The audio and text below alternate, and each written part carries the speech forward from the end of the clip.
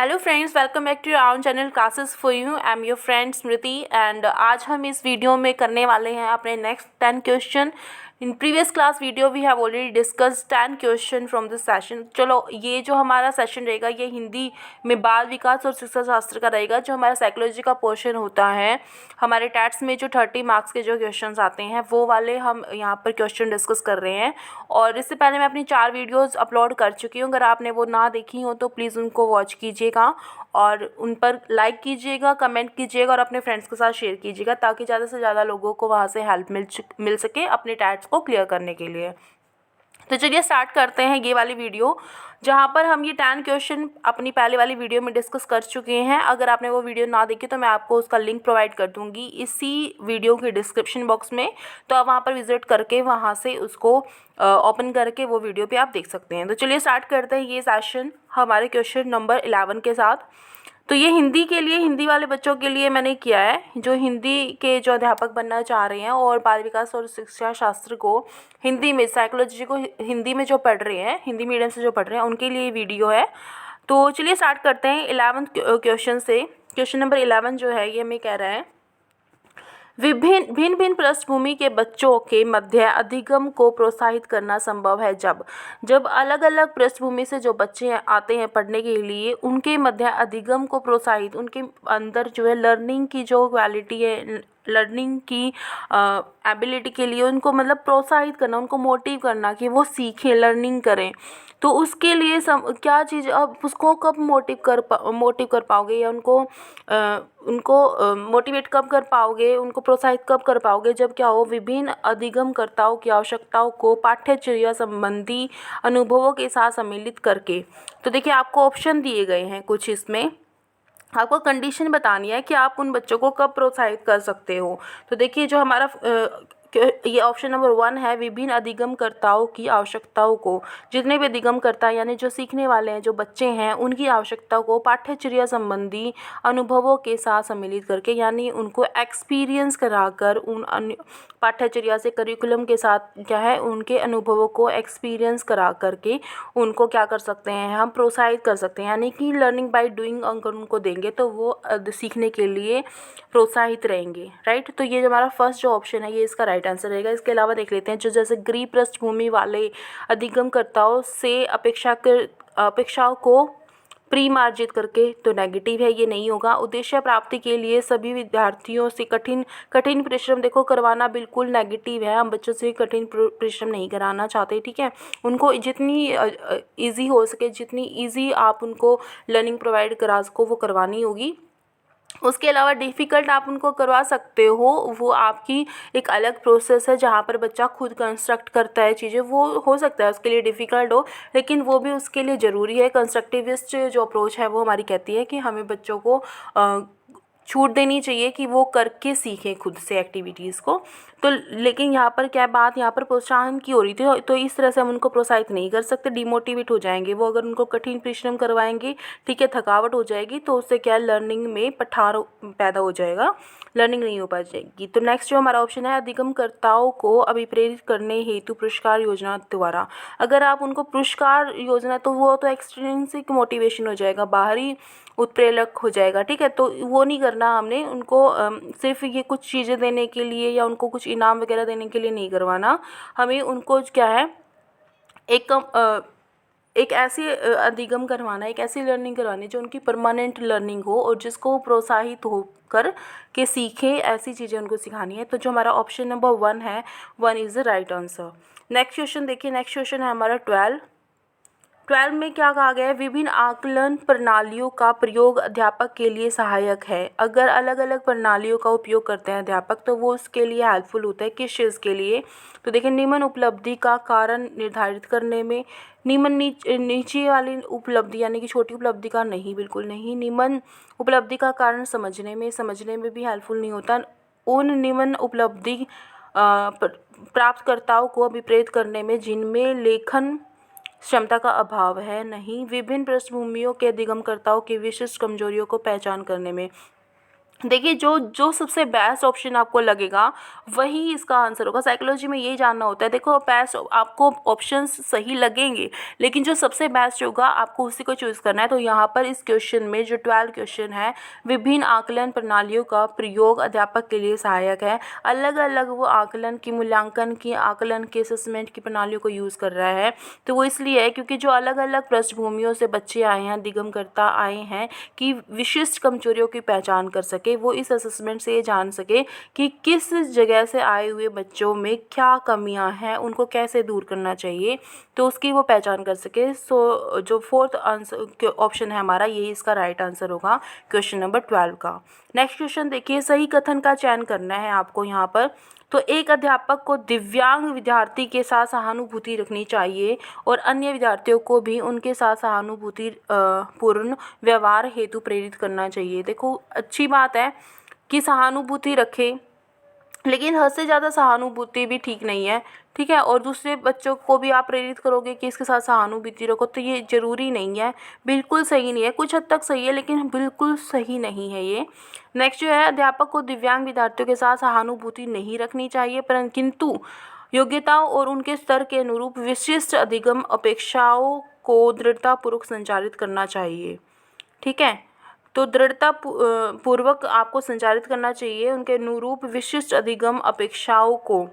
इसके अलावा देखिए जो नेक्स्ट ऑप्शन है हमारा, अध्यापक द्वारा विशिष्ट विद्यार्थियों के अभिभावकों के समक्ष अधिगम और अनुश्रवण संबंधी अपेक्षाओं को आवश्यक रूप से स्पष्ट किया जाना चाहिए। ये भी ज़्यादा जरूरी नहीं है, ठीक है। नेक्स्ट देखिए, अध्यापक को सभी विद्यार्थियों के साथ समान व्यवहार करना चाहिए तथा किसी पर भी किसी भी प्रकार का विशेष ध्यान या अंतर नहीं करना चाहिए। देखिए ये राइट है, ये जो ऑप्शन जो और है ये आपके राइट है। तो इनमें से आपने सही कथन का चूज़ करना था इनमें से। तो ये जो हमारा सेकंड ऑप्शन है ये इसका राइट आंसर है। अध्यापक को दिव्यांग विद्यार्थी जो हैं आपके, उनके साथ सहानुभूति नहीं रखनी चाहिए, किंतु योग्यताओं, देखो ज़रूरी नहीं है उनके साथ सहानुभूति रखोगे आप, लेकिन जो उनकी योग्यताएं हैं और उनके स्तर हैं, जो उनके लेवल है, उसके अनुरूप आपको क्या कराना है, विशिष्ट अधिगम अपेक्षाओं को दृढ़तापूर्वक संचालित करना चाहिए। यानी कि उनको विशिष्ट अधिगम अपेक्षाएं जो हैं कि आप उनसे क्या लर्निंग कराना चाह रहे हैं, उस चीज़ को क्या है, यहाँ पर जो दृढ़ता पूर्वक है इसका मतलब ये है कि आपने रिस्पॉन्सिबिलिटी ली है उस बच्चों को सिखाने की, उसकी अधिगम में जो है आपका एक महत्वपूर्ण रोल है, तो आपको वो दृढ़तापूर्वक निभाना होगा यहाँ पर। तो जो ऑप्शन बी है वो इसका राइट आंसर होगा। नेक्स्ट देखिए, कक्षा में प्रतिभाग न करने वाले विद्यार्थियों को भी प्रेरित करने हेतु शिक्षक को क्या करना चाहिए, नेत्र संपर्क करना चाहिए, प्रश्न पूछने चाहिए, सामने की पंक्ति में बैठाना चाहिए, या कक्षा में बोलने के लिए कहना चाहिए। देखिए कक्षा में प्रतिभाग न करने वाले विद्यार्थियों को अभी प्रेरित करने के लिए आप क्या करोगे, एक सेकेंड रुकना। तो देखिए जो हमारा ये क्वेश्चन है, कक्षा में प्रतिभाग न करने वाले विद्यार्थी हैं जो, उनको अभिप्रेरित कैसे करोगे आप, उनसे नेत्र संपर्क करोगे, यानी आँख से उनसे बातें करोगे, या फिर प्रश्न पूछने चाहिए उनसे, या फिर सामने की पंक्ति में बैठाना चाहिए, या इसके अलावा कक्षा में बोलने के लिए कहना चाहिए। ये भी कुछ हद तक ठीक है कि उसको अभिप्रेरणा मिलेगी। और इसके अलावा जो हमारा क्वेश्चनेयर जो होता है, प्रश्न जो आप उनसे पूछते हो, ये आपका बेस्ट आंसर रहेगा यहाँ पर। तो जो ऑप्शन नंबर बी है, 2 जो है सेकेंड, ये आपका राइट आंसर रहेगा क्वेश्चन नंबर 14 के लिए, क्योंकि उसको भी प्रेरित करोगे आप, जैसे जैसे क्वेश्चन पूछोगे या ठीक है, तो क्या होगा कि वो अभी प्रेरित हो जाएगा इस चीज़ के लिए। एक क्वेश्चन के बाद उसके मन में दूसरा थॉट आएगा कि ये ऐसे कैसे है, इसका आंसर ऐसे कैसे है, ठीक है। तो उसकी जो मेंटल हेल्थ है, या फिर जो वो चीज़ें हैं, वो सोचने लग जाएगा, उसमें लॉजिक आने लग जाएगा, और वो क्या है, अभी प्रेरित हो जाएगा काम करने के लिए या कक्षा में प्रतिभाग करने के लिए, ठीक है, भाग लेने के लिए एक्टिविटीज़ में। तो नेक्स्ट देखिए जो हमारा क्वेश्चन है वो है 15, विद्यार्थियों में निम्न उपलब्धि का सबसे प्रमुख कारण है। तो निम्न जब उपलब्धि होती है, यानी कि कम उपलब्धि जब होती है, तो उसका कारण क्या है, निम्न बुद्धि लब्धि की, उसमें बुद्धि लब्धि कम है, कभी भी हम नहीं कहेंगे ऐसा। प्रयासों में कमी, प्रयास तो हमेशा बच्चा करता रहता है और टीचर भी करता रहता है, तो ये नहीं कहेंगे। निम्न अभिप्रेरणा की कमी है उसमें, या फिर असुरक्षा और चिंता। देखो उसमें असुरक्षा या चिंता होती है तभी बच्चे की जो उपलब्धि है वो निम्न रह जाती है, ठीक है। या किसी चीज़ की वो चिंता कर रहा हो या उसमें असुरक्षा की भावना हो, तभी वो क्या है, उसकी उपलब्धि जो है, अचीवमेंट जो उसकी कम होती है, ठीक है, लो अचीव करता है वो अपने गोल्स को। तो जो ऑप्शन नंबर 4 है वो इसका राइट आंसर रहेगा। नेक्स्ट जो हमारा क्वेश्चन है वो है 16, बच्चे सबसे अधिक सीखते हैं जब वे। देखिए, बच्चे हमेशा तब ज़्यादा सीखते हैं किसी वयस्क द्वारा समर्थित छोटे समूह में सीखते हैं। ठीक है, तो देखिए ये इसका आंसर राइट दिया हुआ है। तो ज्ञानी शिक्षक को सुनने में सक्षम हो तब वो सीखते हैं, ऐसा ज़रूरी नहीं है ज्ञानी से ही सीखेगा। स्वयं पढ़ने और लिखने का प्रयास करते हो, अपने आप से वो प्रयास करेगा। ठीक है, जब उसको कुछ पता ही नहीं होगा, उसको आता ही नहीं होगा कुछ, तो वो कैसे सीख लेगा। ठीक है, खुद से भी नहीं सीख पाएगा, हर बार नहीं सीख पाएगा, है ना। अपने साथियों और सहपाठियों के द्वारा पढ़ाए जाते हैं। ठीक है, वे जब अपने साथियों और सहपाठियों के द्वारा पढ़ाए जाते हैं तभी वो खुद सीखते हैं, ऐसा भी ज़रूरी नहीं है। ठीक है, तो किसी वयस्क द्वारा समर्थित छोटे समूह में सीखते हैं। ठीक है, जब कोई बड़ा इंसान क्या है उसको छोटे समूह में बांटता है और उसको सिखाने के लिए, तो जो बच्चे हैं वो सबसे अधिक सीखते हैं। ठीक है, पीयर ट्यूटोरिंग जिसको बोला जाता है कि अपने जैसे समूह बना करके, ग्रुप बना करके उनमें अपने सहपाठियों के साथ जब बच्चा सीखता है तो वहाँ पर उसकी लर्निंग अच्छी होती है। नेक्स्ट जो हमारा क्वेश्चन है वो है विद्यालय जो बच्चों में जो निम्न अभिप्रेरणा इसके कारण होती है। जो निम्न अभिप्रेरणा, अब अभिप्रेरणा की बात हो रही है कि जो निम्न अभिप्रेरणा वो किसके कारण होती है, तो वो अध्यापकों की निम्न संप्रेषण क्षमता। ठीक है, बातें नहीं कर पाते बच्चे, जो टीचर है उनसे बातचीत नहीं कर पाते, उनको जान नहीं पाते उनकी आवश्यकताओं को। पाठ्यचर्या का कठिनाई स्तर, अगर पाठ्यचर्या में जो है कठिनाई स्तर हो, यानी कि वो उसके लिए ठीक नहीं हो, पर ये जो है हमारी पाठ्यचर्या, जो हमारा करिकुलम है, ये थोड़ा डिफ़िकल्ट हो, तो ये क्या इसका ऑप्शन रहेगा। तो नेक्स्ट देखिए, विद्यार्थियों की अनुशासनहीनता और प्रयासों में की कमी। देखो, हम कभी भी बच्चे की कमी नहीं कहेंगे, ठीक है, इसीलिए इसको चाइल्ड सेंटर्ड अप्रोच आजकल यूज़ होती है हमारी एजुकेशन में, ये यही होती है। तो बच्चों की कमी हम कभी नहीं कहेंगे, तो ये भी नहीं होगा इसका आंसर। और ना ही पाठ्यचर्या की कठिनाई स्तर को, क्योंकि पाठ्यचर्या हमेशा करिकुलम जो है बच्चे की एज के, मेंटल हेल्थ के अकॉर्डिंग ही बनाई जाती है, तो उसकी कठिनाई स्तर को भी इसका रीज़न नहीं बताएंगे कि बच्चे में अभी प्रेरणा की कमी है। इसके अलावा जो अभिभावकों द्वारा अध्ययन हेतु प्रोत्साहित न किया जाना, अगर बच्चे जो है बच्चों को अभिभावकों द्वारा प्रोत्साहित नहीं किया जाता तो इसका भी कोई ज़्यादा फर्क नहीं पड़ेगा। अगर बच्चे की जो निम्न अभिप्रेरणा है उसका रीज़न क्या है, अध्यापकों की निम्न संप्रेषण क्षमता, यानी कि जो अध्यापक है उनसे उनकी जो संप्रेषण क्षमता है वो संप्रेषण नहीं कर पा रहे बच्चे से अच्छे से, तो ये इसका राइट आंसर रहेगा। Option number 1 is the right answer for this question. Next जो हमारा क्वेश्चन है वो है 18, सभी अधिगमकर्ताओं के लिए विद्यालय अनुभव का सबसे प्रमुख पक्ष है। तो जितने भी अधिगमकर्ता हैं उनके लिए जो विद्यालय अनुभव है सबसे प्रमुख जो पक्ष है उनका ये है समाज में दूसरों के साथ अनुशासित रहना सीखना। तो ये आपको क्या है वहाँ पे बच्चों को सिखाना होता है, जो करता है, सीखने वाले जो बच्चे हैं उनको आपको विद्यालय अनुभव का सबसे प्रमुख जो पक्ष है, यहाँ पर जो लक्ष्य है वो यही है कि आप बच्चों को विद्यालय में समाज के में दूसरों के साथ अनुशासित रहना सिखाते हो। ठीक है, इसके अलावा जो ऑप्शंस आपके देखिए, कक्षा गतिविधियों का आनंद लेना और साथ ही अधिगम करना। देखो ये है, लेकिन क्या इसमें हमें सबसे बेस्ट ऑप्शन चूज़ करना है कि जो हमारे विद्यालय जो अनुभव होते हैं, देखिए प्लेग्राउंड वगैरह होता है, तो क्लासरूम एक्टिविटीज़ होती है, तो उससे बच्चा क्या सीखता है, दूसरों के साथ अनुशासित रहना सीखता है वहाँ पर। ठीक है, अपने पेरेंट्स का, अपने टीचर्स का आदर करता है वहाँ पर।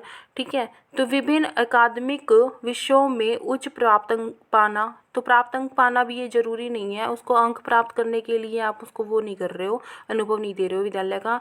उत्तरदायित्व पूर्ण जीवन यापन तथा अपनी देखभाल करना सीखना, ये भी इसका उद्देश्य नहीं है। तो इसका उद्देश्य क्या है, समाज में दूसरों के साथ अनुशासित रहना सिखाना, यही जो है एक विद्यालय अनुभव का सबसे प्रमुख पक्ष होता है।